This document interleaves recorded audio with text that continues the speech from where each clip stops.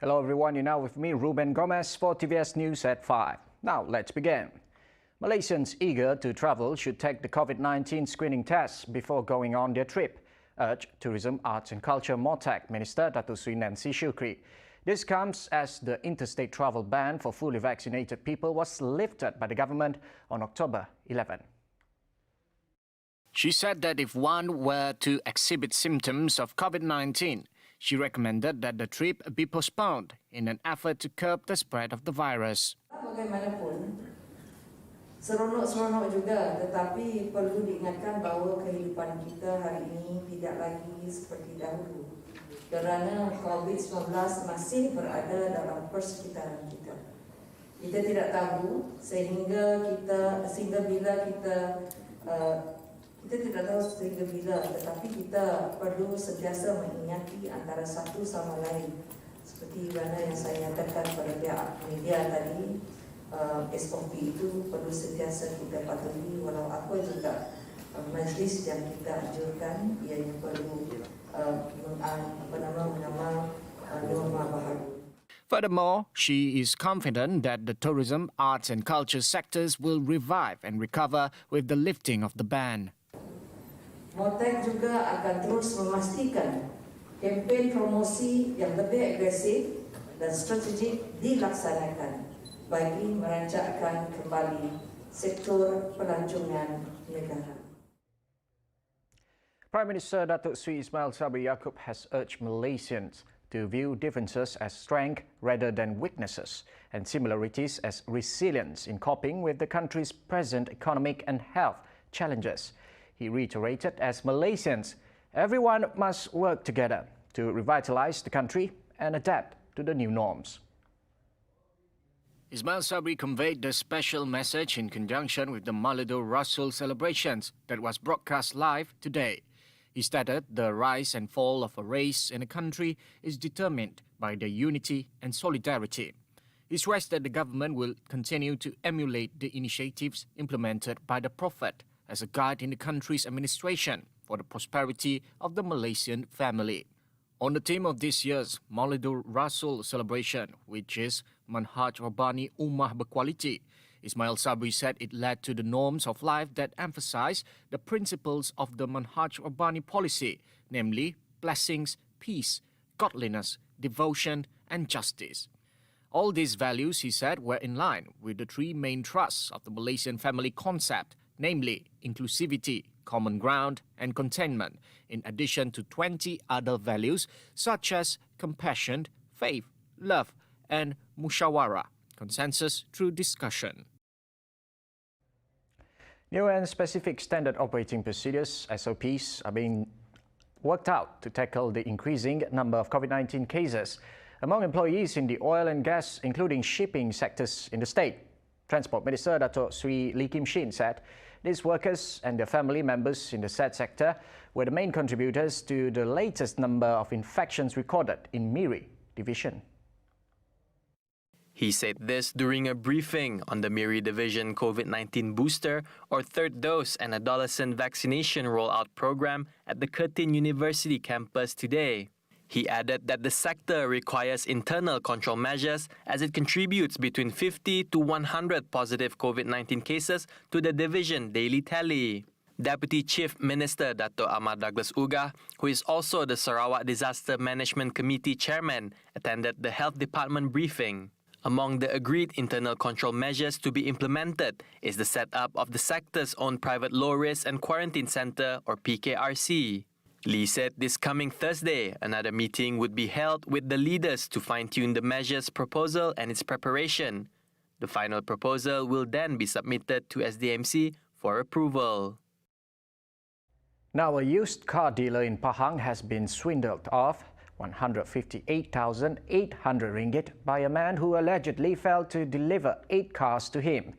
The victim had been introduced by a friend to the man, who claimed he could help the 32-year-old dealer procure the Toyota, Perodua and Honda cars. Pahang Commercial CID Chief Superintendent Muhammad Wazir Muhammad Yusuf in a statement said the male suspect was acting as a middleman who could source for the used cars. Muhammad Wazir said the dealer started making inquiries about the suspect when he could no longer be contacted after August 2020. The dealer then lodged a report with the Kuantan District Police Headquarters after his efforts to contact the suspect failed. He realized that he had been cheated. Now, the decision to expedite the state election has nothing to do with claims that the state government is trying to avoid the implementations of Undi 18. The Gabungan Party Sarawak GPS Backbenchers Club in a statement said opposition parties have reached a new low to evoke anger amongst the youth.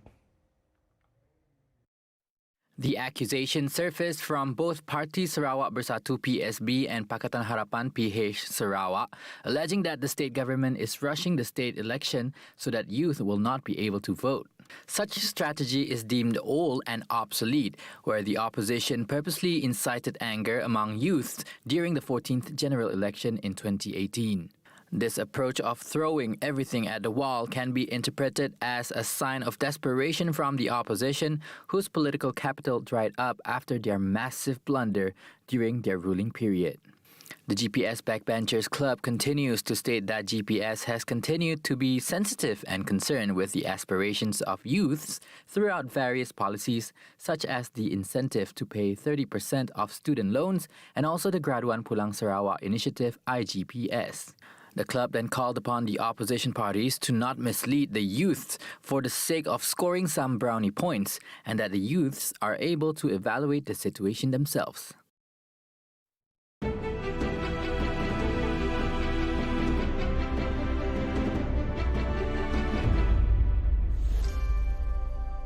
Teleport is one of the most expensive. Nobody talks about teleport. It's only recently there's a teleport craze, right? Orang muda-muda sekarang ni susah sikit nak ambil bagian batu. Dia minta saya buat cop. Saya kata, kenapa benda ni sampai ke besut? Dia kata tak ada orang berani nak buat. The story of the Lepo, the carrier of legacy. Join me, Arabird, as we reveal this fading art only on The Claw Story.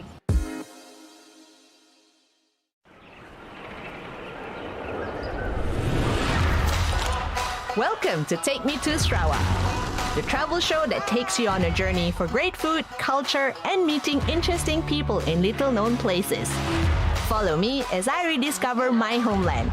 Every Sunday, 7:15 p.m. only on TVS Channel 122 Astro and MyTV. Aram, kita rawon!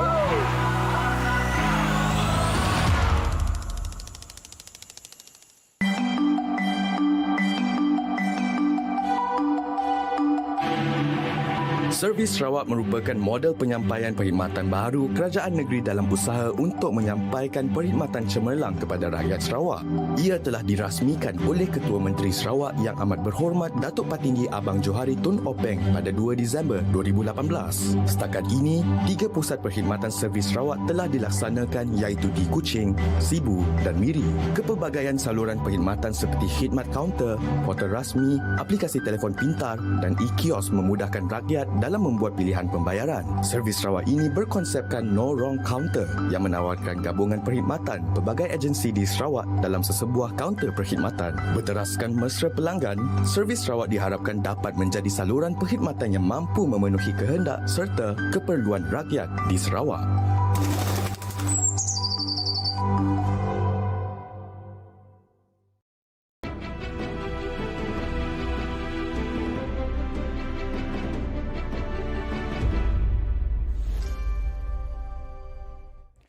Welcome back. A policy by the Public Service Department PSD on COVID-19 immunization involving civil servants will be implemented beginning November 1st. It has been reported that federal civil servants who fail to complete the immunization exercise will be subjected to disciplinary action or termination of services. The matter is stated in the Service Circular number 4/2021 on the COVID-19 immunization implementations for federal public service officers. PSD said in its website that officers could be instructed to complete their vaccination exercise from the stated date. Meanwhile, officers who could not complete the COVID-19 vaccine doses due to health factors could be instructed to undergo a medical checkup with a registered medical practitioner. They may also be instructed by the head of department to undergo a COVID-19 test if they have been confirmed unfit to be vaccinated due to health reasons. All civil servants are subjected to the provision under Clause Bracket 2 of Article 132 of the Federal Constitution. They too are bound by the letter of undertaking that they have signed under Sub-Regulation 20, Bracket 30 of the Public Officers Regulations 2021. The implementation of this new policy was announced last September 30th. 94% of the adult population in Malaysia, or 21,993,417 individuals, have completed both doses of their vaccines as of yesterday. On the other hand, 97.3%, or 22,756,541 individuals, have received at least one dose of the vaccine. The figure is evidence that the country is one step closer to the Health Ministry's goal of achieving herd immunity. The data was published by the Health Ministry MOH on the COVID Now portal. According to the portal, 207,541 doses of the vaccine was administered yesterday, involving both the adult and adolescent population. This brings the total number of doses administered under the National COVID-19 Immunization Program PICK, which was launched on February 24th, to 48,046,427. Meanwhile, a total of 9,139 booster doses were administered to the target group yesterday, taking the total number of booster shots given to 30,756. As for teenagers aged 12 to 17 years, 29.9% or 940,960 individuals have completed their vaccination, while 78.9% or 2,483,693 individuals have received at least one dose of the vaccine since the PICK program for the adolescent group was launched on September 8. Malaysia's retirement system is ranked 3rd in Asia and 23rd globally.